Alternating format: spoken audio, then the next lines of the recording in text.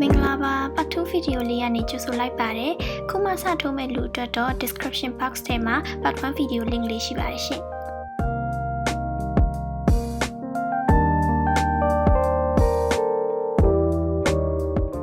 1 2 3 ဒီ3 stitches ကို decrease လုပ်ပါမယ်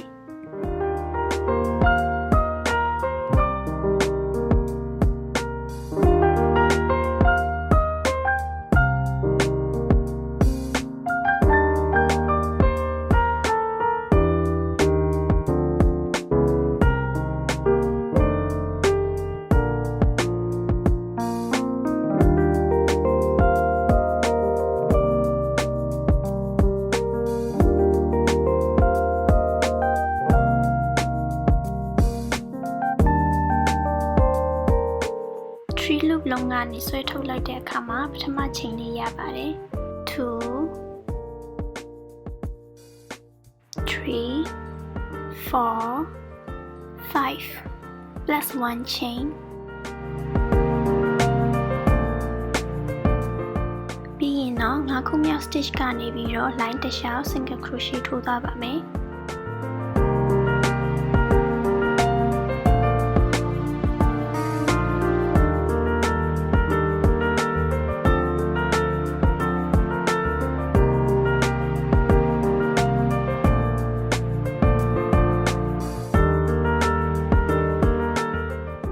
ဆုံးမှာတော့ slip stitch နှစ်ခါလုပ်ပါမယ်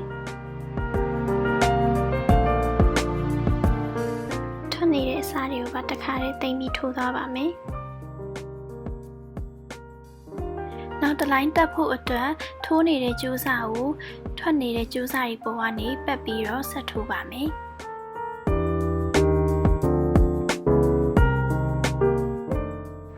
slip stitch ထားတဲ့ chain နှစ်ခုကိုကျော်ပြီးတော့9ခုမြောက် stitch ကနေထိုးပါမယ်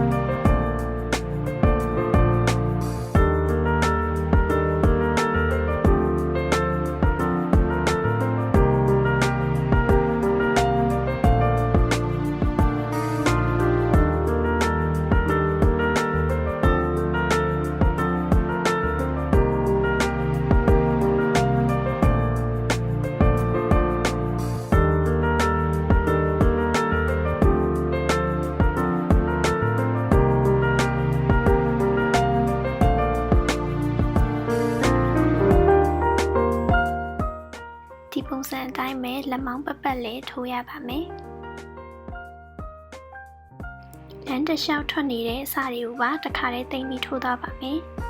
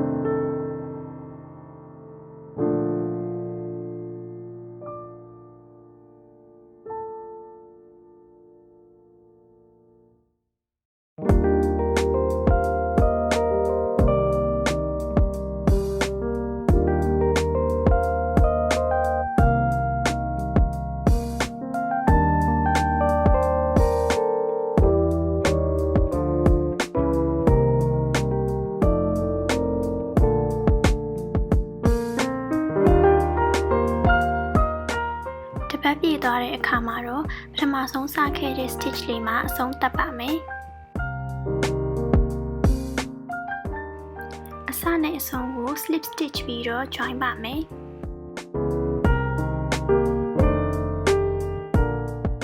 9ခုမြောက် stitch ဆိုရင်9ခုမြောက် stitch လေးနဲ့သူ stitch လေးနဲ့သူ slip stitch သွားပါမယ်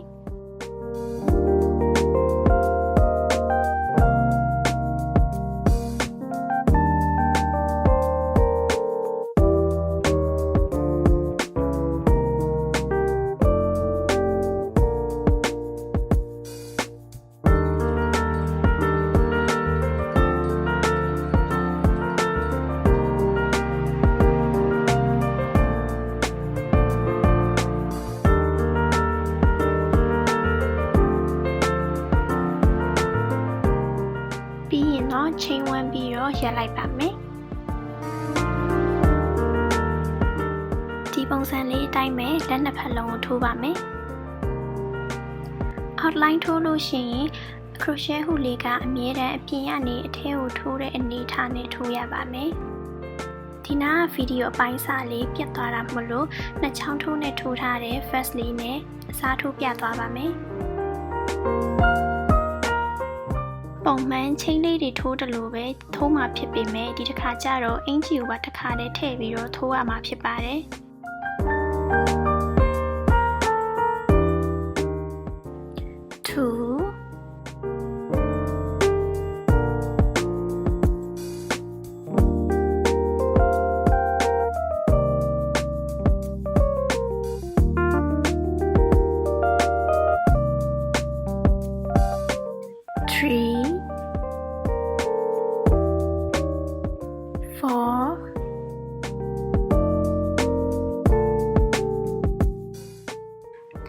5 6 7 plus 1 chain ပြီးရင်တော့ခုနှစ်ခုမြောက် stitch ကနေပြီးတော့ single crochet ပြန်ထိုးသွားပါမယ်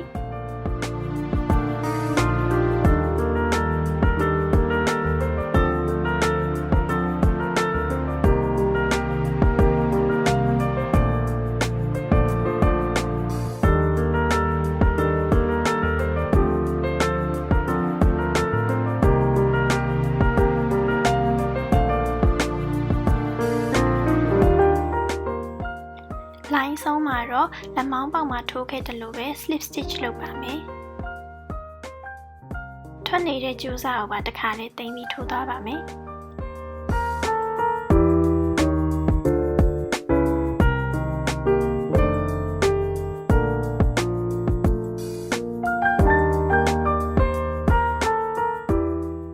ပြီးရင်တော့ပုံမှန်အတိုင်းပဲ stitch နှစ်ခုကိုကြော်ပြီးတော့ single crochet ထိုးပါမယ်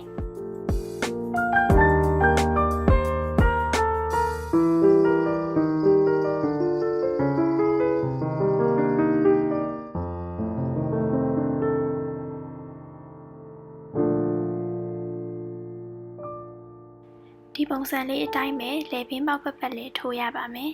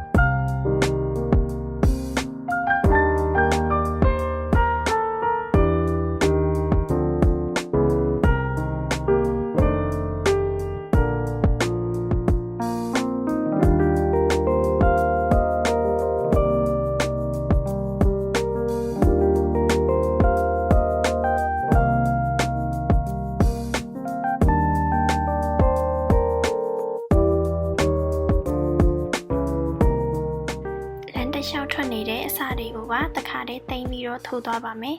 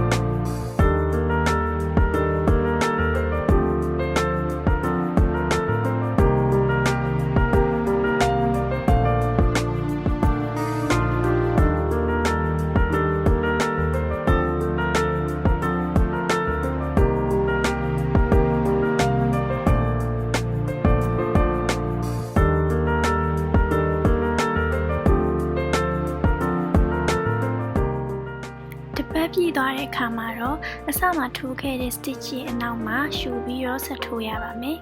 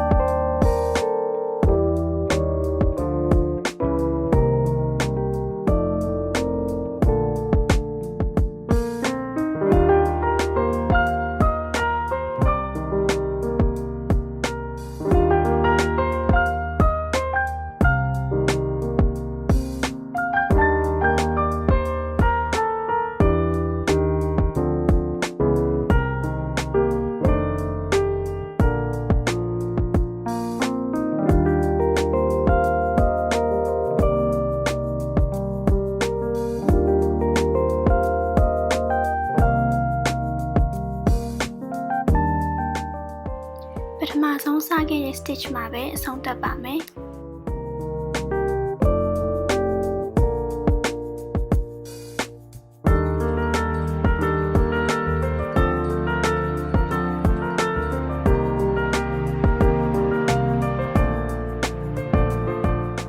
အဆုံးသတ်မှာ stitch တစ်ခုချင်းစီကို slip stitch လုပ်ပြီးတော့ချုပ်ပါမယ်